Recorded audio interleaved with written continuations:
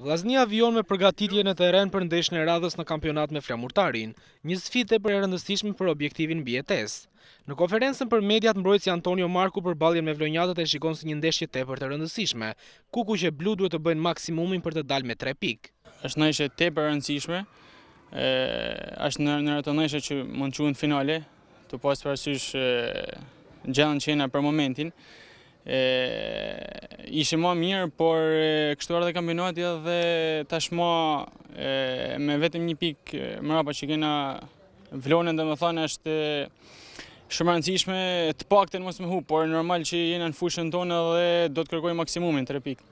Marku e pranon se në këtë ndeshje presioni është i madh, por faktori i fushës është një plus për vllaznin. Normal që tensioni ekziston.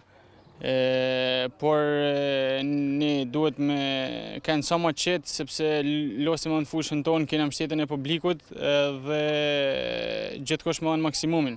Sezoni aktual duket se është më i miri personal për Markun, pasi po aktivizohet titular në të gjitha takimet. Kënaqur jam sepse e tregon vetë fakti që ju po thoni që gjithandaj kam qenë titular, më gëzon shumë ky fakt sepse